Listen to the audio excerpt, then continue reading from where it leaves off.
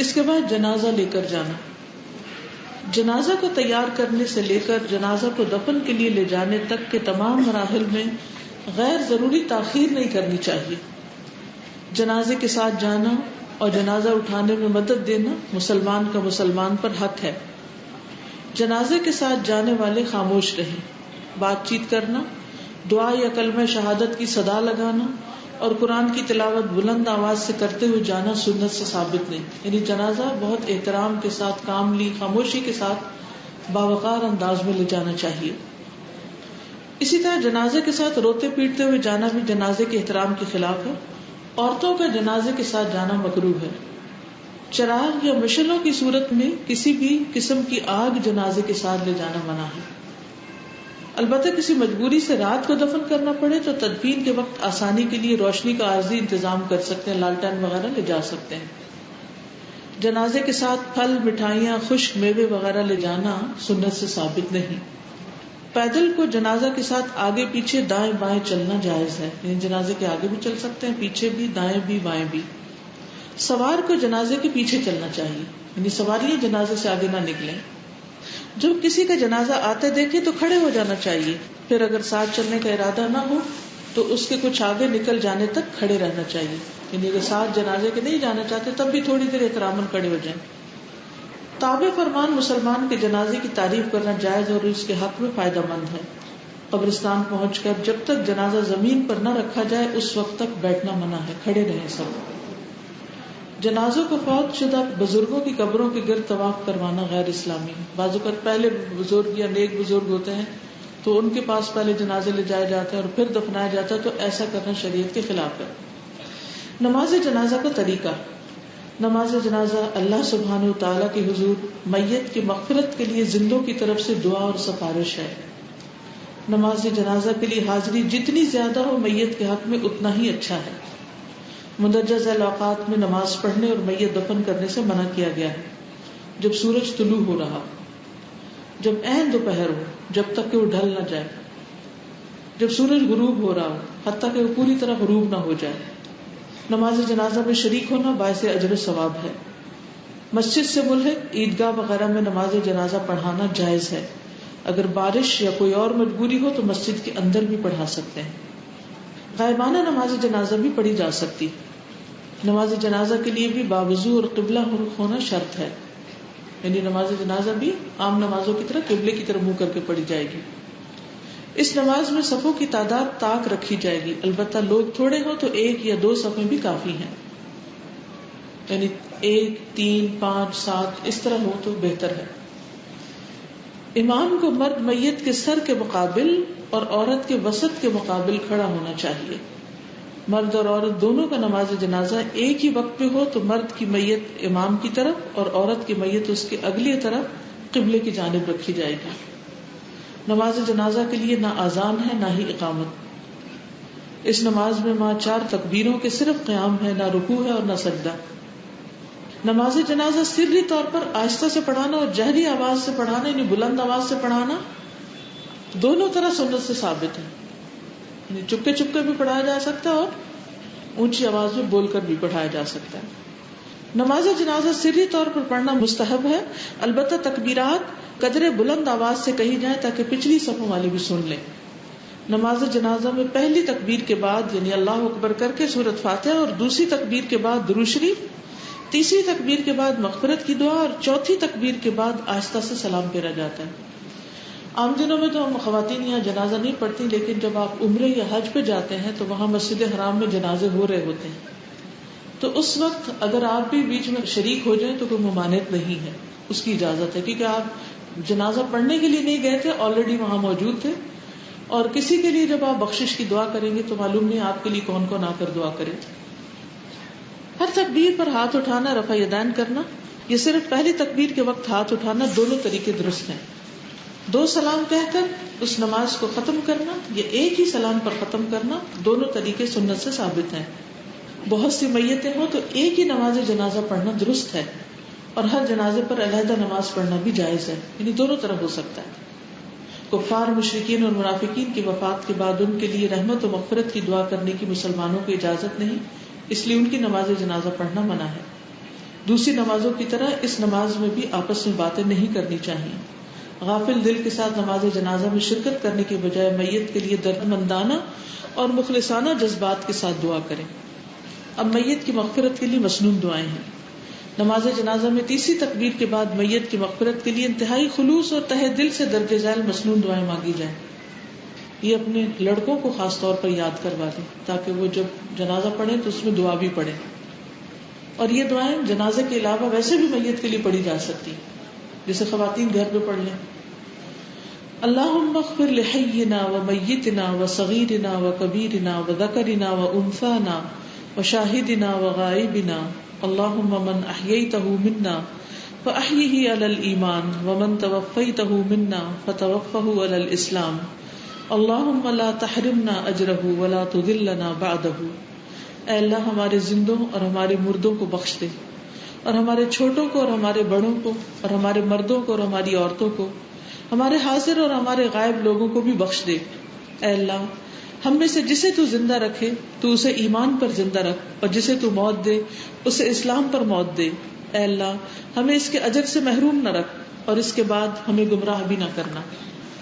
اللہم اغفر لہ وارحمہ واعف عنہ واکرم نزلہ ووسع مدخلہ واغسلہ بالماء والثلج والبرد ونقہ من الخطایا کما نقیت الثوب الابیض من الدنس وابدلہ دارا خیرا من دارہ واہلا خیرا من اہلہ وزوجا خیرا من زوجہ وادخلہ الجنۃ واعذہ من عذاب القبر ومن عذاب النار.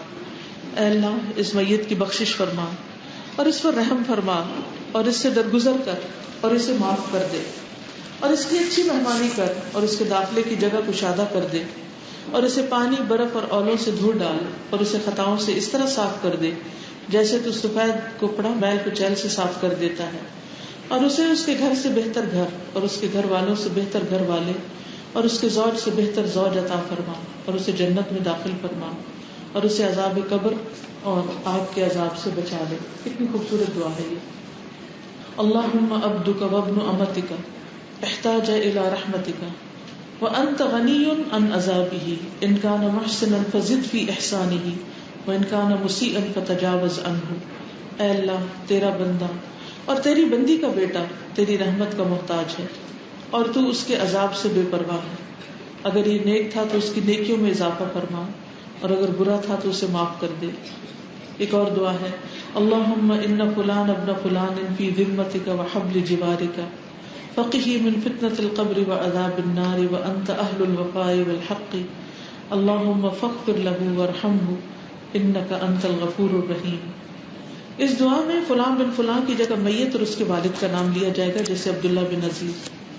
اے اللہ بے شک فلان بن فلان تیرے ذمے اور تیری پناہ میں ہے، بس اسے قبر کی آزمائش اور آگ کے عذاب سے بچا، اور تو وفا اور حق کا اہل ہے. اے اللہ بس اسے بخش دے اور اس پر رحم کر، یقیناً تو بہت ہی بخشنے والا بے حد مہربان ہے.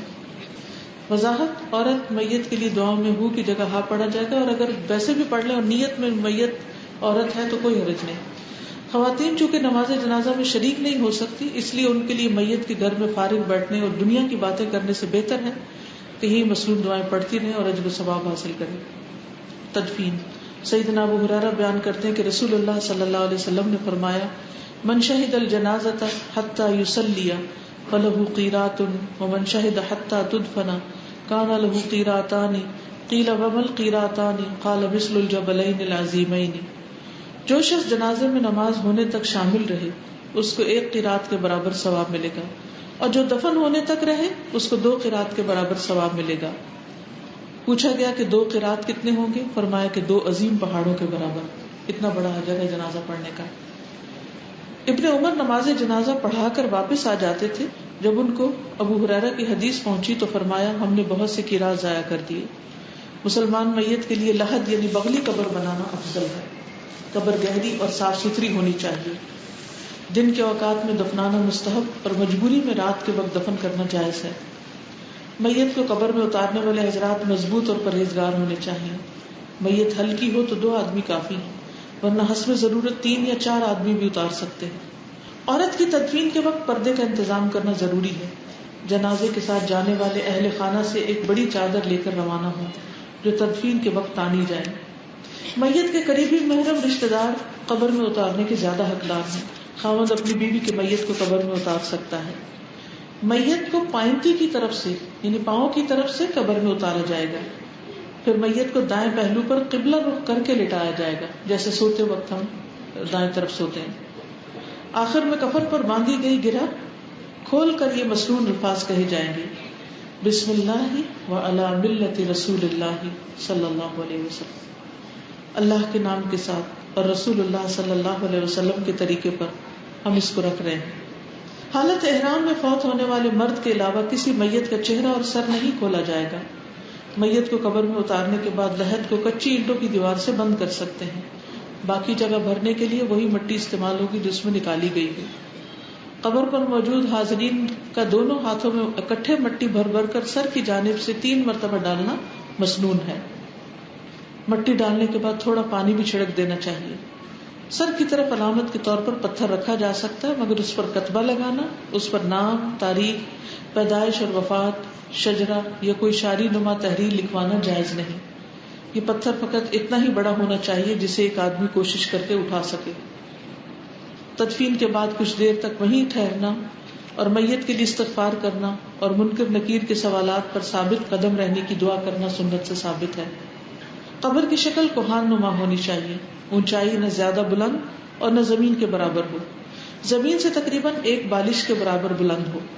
قبر پکی بنانا، اس پر چبوترا، مزار، مسجد یا کسی بھی اور قسم کی تعمیر کرنا منع ہے. یعنی کوئی گنبد وغیرہ نہیں بنانی چاہیے قبروں پر. برکت والے مقامات پر فوت ہونے اور وہیں دفن کیے جانے کی آرزو رکھنا جائز ہے، مگر اس کے لیے میت کو خاص طور پر سفر کرانا درست نہیں. آبائی علاقے سے دور وفات پانے والوں کو وہی دفن کرنا بہتر ہے جہاں وفات ہوئی، کیونکہ وہ اس کے لیے اتنا ہی جنت کا حصہ بن جاتی ہے وہ جگہ. مسلمان کو کافر اور کافر کو مسلمان کے ساتھ دفن نہ کیا جائے. دونوں کے قبرستان بھی الگ ہونے چاہیے. ضیافت کا اہتمام، میت کے اپنے اہل و عیال مقامی ہوں یا دوسرے شہروں سے آئیں، ان کے لیے کھانے کا انتظام دوسرے قرابت داروں، پڑوسیوں یا دوستوں کو مل کر کرنا چاہیے. 3 دن تک ایسا کرنا مسنون ہے. میت والے گھر میں لوگوں کے دل نرم ہوتے ہیں اور خشیت الہی کی طرف نسبتاً زیادہ مائل ہوتے ہیں.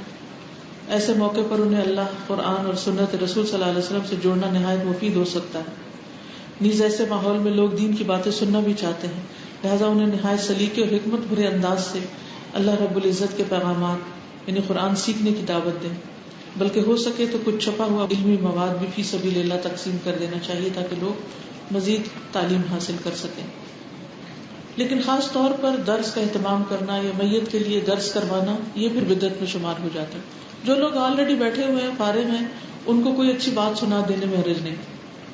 زیارت قبور، آخرت اور اپنی موت کی یاد تازہ رکھنے کے علاوہ مدفون مسلمانوں کے لیے دعا اور استغفار کرنے کے ارادے سے زیارت قبور کو جانا جائز ہے. دنیا کی رغبت کم اور آخرت کی فکر زیادہ کرنے کی غرض سے عورتیں بھی کبھی کبھار قبرستان جا سکتی ہیں، بشرطے وہاں صبر اور ہمت کا مظاہرہ کریں اور آہ و بکا سے بچیں. لیکن کثرت سے عورتوں کا قبرستان جانا منع ہے. اور اس میں آپ یہ بھی کر سکتے ہیں کہ قبرستان کی دیوار کے پاس کھڑے ہو کر قبروں کو دیکھ کر عبرت حاصل کریں، اپنی موت کو یاد کریں، ان کے لیے اور اپنے لیے دعا کریں اور آ جائیں.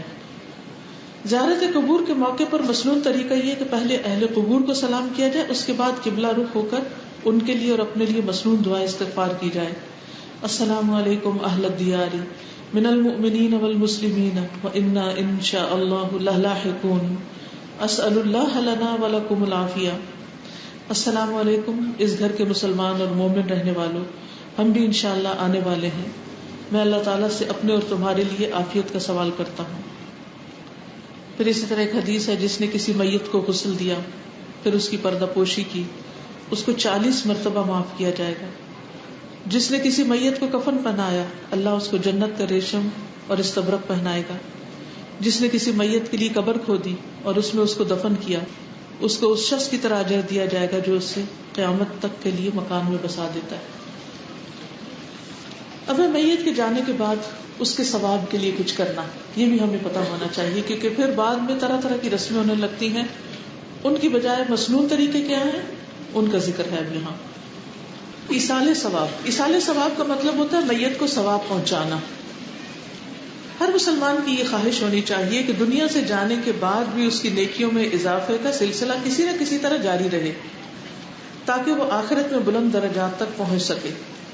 انسان کے فوت ہونے کے بعد اس کے ذاتی اعمال کا سلسلہ منقطع ہو جاتا ہے، لیکن کچھ اعمال پھر بھی اسے فائدہ دیتے ہیں. ان میں سے ایک تو وہ نیک اعمال ہیں جو انسان اپنی زندگی میں خود کر جاتا ہے تو وہ بعد میں اس کے لیے فائدہ مند ہے اور ان پر اجر و ثواب کا سلسلہ بعد میں بھی جاری رہتا ہے. دوسرے وہ نیک اعمال ہیں جو لواحقین میت کے ایصال ثواب کی نیت سے کرتے ہیں، میت کو ثواب پہنچانے کے لیے کرتے ہیں. رسول اللہ صلی اللہ علیہ وسلم نے فرمایا جب انسان فوت ہو جاتا ہے تو 3 اعمال کے سوا اس کے تمام اعمال کا سلسلہ منقطع ہو جاتا ہے. صدقہ جاریہ یا وہ علم جس سے فائدہ اٹھایا جاتا رہے، یا نیک اولاد جو اس کے لیے دعا کرتی رہے. یہ 3 چیزیں فائدہ دیتی ہیں مرنے کے بعد بھی. صدقہ جاریہ یعنی زندگی میں ایسی جگہ مال لگائیں کہ بعد میں بھی وہاں اچھے کام ہوتے رہیں، یا کسی کو کچھ سکھائیں یا کوئی کتاب لکھیں پڑھائیں یا کوئی دینی لٹریچر اس تک پہنچائیں تو انشاءاللہ جب تک وہ پڑھے گا عمل کرے گا آپ کو اجر ملے گا. اور پھر نیک اولاد، بچوں کی اچھی تعلیم و تربیت کرے تاکہ مرنے کے بعد وہ آپ کو دعائیں دیں. سیدنا ابو ہریرہ سے روایت ہے کہ رسول اللہ صلی اللہ علیہ وسلم نے فرمایا مومن کو وفات کے بعد جو نیک عمل پہنچتے ہیں ان میں یہ بھی ہیں وہ علم جس کی اس نے تعلیم دی اور اسے پھیلایا، نیک اولاد جو پیچھے چھوڑی، قرآن مجید کا نسخہ جو کسی کو وراثت میں دیا، مسجد جو اس نے تعمیر کی، مسافر خانہ جو اس نے قائم کیا، نہر جو اس نے جاری کی، یا صدقہ جو اس نے اپنی زندگی میں صحت کی حالت میں اپنے مال سے نکالا. ان سب کا ثواب اس کی موت کے بعد اسے ملتا رہتا ہے. نیک اعمال کا ثواب جاریہ وہ نیک اعمال جو اب لوگ اپنی زندگی میں کر جاتے ہیں ان پر اجر کا سلسلہ دنیا سے جانے کے بعد بھی ملتا رہتا ہے. مدرجہ ذیل نیک اعمال ہیں جو مرنے کے بعد آپ کو فائدہ دیں. صدقہ جاریہ فی سبیل اللہ مال خرچ کرنا. صدقہ جاریہ سے مراد خیر و بھلائی کے ان کاموں میں مال خرچ کرنا ہے جن سے لوگوں کو فائدہ پہنچے، جیسے مسجد، اسکول، مدرسہ، مسافر خانہ، ہسپتال کی تعمیر، کوئی مفید دوا بنانا، پانی پلانے کا انتظام، کنواں کھدوانا، سایہ دار یا پھلدار درخت لگوانا. کم از کم زندگی میں ایک درخت ضرور لگوائیں. وہ درخت جب تک قائم رہے گا، اور آپ کو نہیں پتا ہو سکتا وہ درخت 50 60 100 سال بعد قائم رہے، تو جب تک وہ قائم رہے گا وہ جو آکسیجن دیتا رہے گا یا سایہ دیتا رہے گا، اگر پھلدار درخت پھل دے گا تو وہ سارا آپ کے ثواب میں لکھا جائے گا. رسول اللہ صلی اللہ علیہ وسلم نے فرمایا بہترین صدقات میں سے اللہ کی راہ میں کسی خیمے کا سایہ مہیا کرنا، یا اللہ کے راستے میں کوئی خادم ہبہ کرنا، یا اللہ کی راہ میں کسی نر جانور پر کسی کو سوار کرنا، یعنی سواری دینا، کسی کی ٹرانسپورٹ کا انتظام کرنا. کوئی نیکی کے کام کے لیے نکلا ہے اس کو اپنی گاڑی دینا، یا پیٹرول کا انتظام کرنا، یا کرائے کا انتظام کرنا. نمبر 2 مسجد تعمیر کرنا. رسول اللہ صلی اللہ علیہ وسلم نے فرمایا جس نے اللہ کے لیے قطعات پرندے کے گھونسلے جتنی یا اس سے بھی چھوٹی مسجد بنائی تو اللہ تعالیٰ اس کے لیے جنت میں گھر تیار کرے. اور یہ گھونسلے بالکل چھوٹا سا ہوتا ہے، یہ چھوٹی سے چھوٹی مسجد جس میں 2-3 لوگ نماز پڑھ لیں، چھپر کی، جھگی کی، اور اگر اللہ توفیق دے تو بڑی سے بڑی، تو نیت ضرور کر لیں. یا کہیں تعمیر ہو رہی ہے تو اس میں حصہ ڈال لیں. رسول اللہ صلی اللہ علیہ وسلم نے فرمایا جو شخص اللہ کے لیے کوئی مسجد بنائے گا تو اللہ تعالیٰ اس کے لیے اسی طرح کا جنت میں گھر بنا دے گا. تو مسجد خوبصورت بھی بنوانی چاہیے. پانی کا انتظام کرنا. رسول اللہ صلی اللہ علیہ وسلم نے فرمایا جس نے کوئی کنواں کھدوایا پھر جو بھی پیاسا جاندار اس میں سے پانی پیے گا، خواہ وہ جن ہو، انسان ہو یا کوئی پرندہ ہو، تو قیامت تک اللہ تعالیٰ اس شخص کو اجر دیتا رہے گا. کنواں کھدوانے کے علاوہ دیگر طریقوں کے ذریعے پانی کا انتظام کرنا بھی باعث ثواب ہے. مثلاً ہینڈ پمپ، الیکٹرک کولر وغیرہ لگوانا ہسپتالوں میں لگوا سکتے ہیں، اور یہ جو بس سٹاپس وغیرہ ہیں وہاں لگوا سکتے ہیں.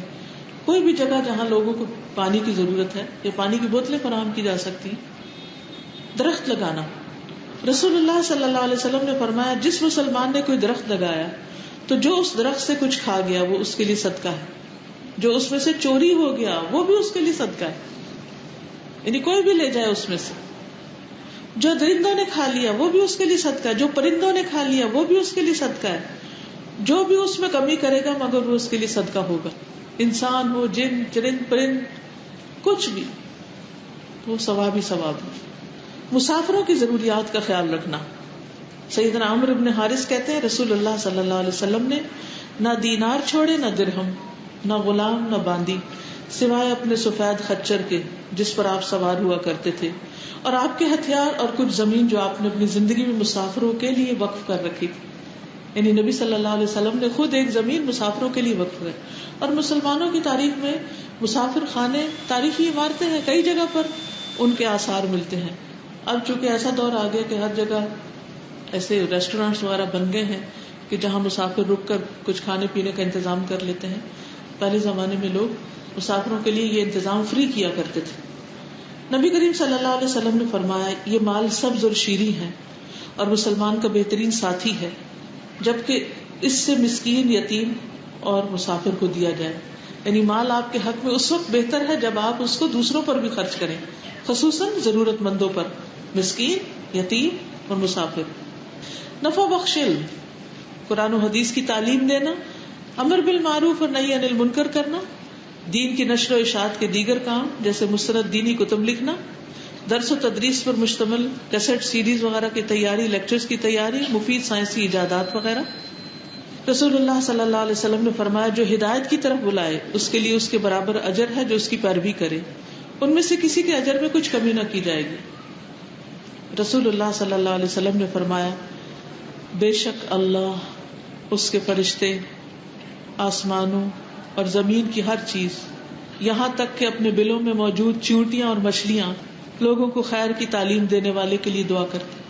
یعنی اللہ تعالیٰ اس کی تعریف فرماتے ہیں ملائے اعلیٰ میں، اس کے لیے رحمت اس پر بھیجتے ہیں. اللہ کا دعا کرنا ہی ہوتا ہے. دعا ایک عبادت ہے، اللہ تعالیٰ عبادت نہیں کرتے، اس لیے یہاں دعا کا معنی یہ نہیں ہے جو ہم انسان کرتے ہیں. یعنی اللہ تعالیٰ کی رحمت آتی ہے اس شخص پر. تو آپ دوسروں کے لیے خیر و بلائی کا کام کریں، کیونکہ آپ دیکھیے کہ جب خیر کی تعلیم عام ہوتی ہے تو لوگوں کو اچھے برے کا فرق پتہ چلتا ہے، حلال حرام ناجائز جائز کا پتہ چلتا ہے، لوگوں کی زندگیاں سنورتی ہیں، لوگوں کی پریشانیاں ختم ہوتی ہیں، ان کے دکھ درد دور ہوتے ہیں، وہ ایک کوالٹی لائف گزارتے ہیں. تو جب آپ اس میں ان کی مدد کرتے ہیں تو اللہ سبحانہ وتعالیٰ آپ پر اپنی رحمت بھیجتے ہیں. اور پھر آپ دیکھیے آسمانوں اور زمین کی ہر چیز، یہاں تک کہ بلوں میں چونٹیاں اور مچھلیاں پانی میں، وہ بھی دعائیں کرتی. آسمانوں میں کیا چیزیں ہیں؟ فرشتے اور ستارے، سیارے، گیلیکسیز، کتنے ہیں ستارے؟ ان گنت. یعنی اس سے بڑا خیر و بھلائی کا اور کام کیا ہو سکتا ہے؟ تو اس کے لیے کوئی ضروری نہیں کہ بہت بڑی کوئی مجلس لگائی جائے پھر ہی آپ کسی کو خیر و بھلائی کی تعلیم دیں. کوئی بھی شخص ہو کسی کے ساتھ بھی آپ یہ بھلائی کر سکتے ہیں.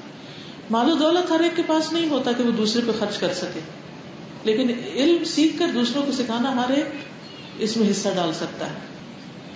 اب مثلاً آج کی یہ کتابیں آپ کو دی گئی، یہ ایک ثواب جاریہ کا کام ہے، صدقہ جاریہ کا کام ہے. آپ کسی کی وفات کے موقع پر یہ کتابیں لے کر آگے اوروں کو جو آنے والے ان کو بانٹتے ہیں. ان میں سے کوئی ایک اٹھتا ہے وہ آگے اوروں کو بانٹتا ہے، ان میں سے کوئی ایک. تو سلسلہ کہاں سے شروع ہوا؟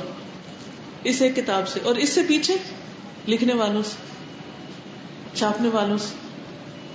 تو سارے ثواب میں شریک ہو گئے. اس طرح خیر پھیلتی. نیک اولاد کی صحیح تربیت کرنے والا قیامت تک اس کی کمائی وصول کرتا رہے گا.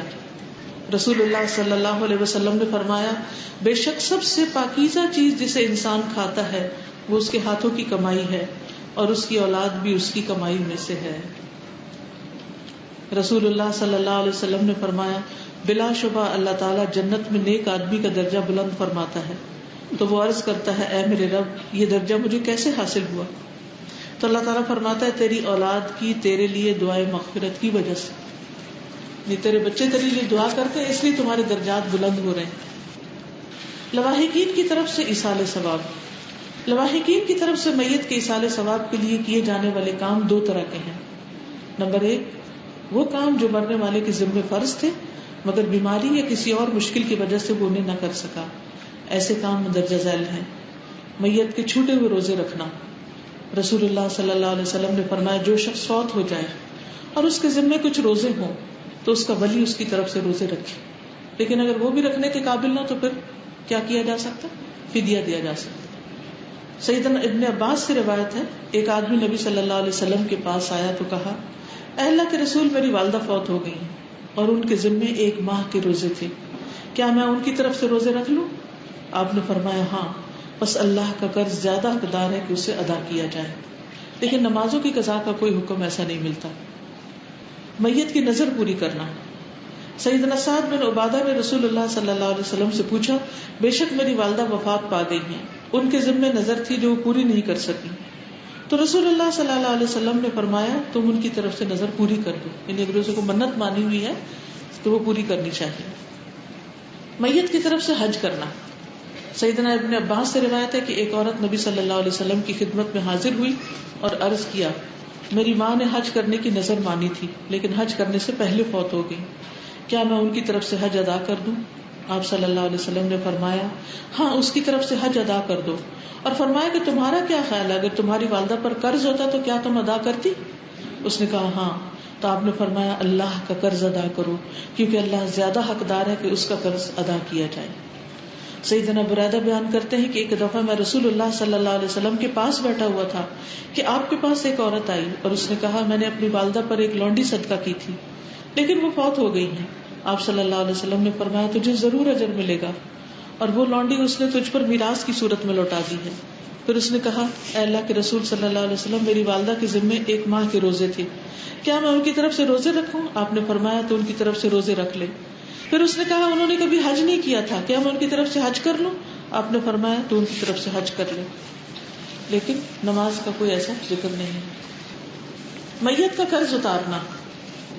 سیدنا سلمہ بن اکوع سے روایت ہے، ہم نبی صلی اللہ علیہ وسلم کے پاس بیٹھے ہوئے تھے، ایک جنازہ لایا گیا، لوگوں نے عرض کیا اس کی نماز جنازہ پڑھا دیں۔ آپ نے پوچھا کیا اس نے ترکے میں کوئی مال چھوڑا؟ لوگوں نے کہا نہیں۔ آپ نے فرمایا کیا اس پر کسی کا قرض ہے؟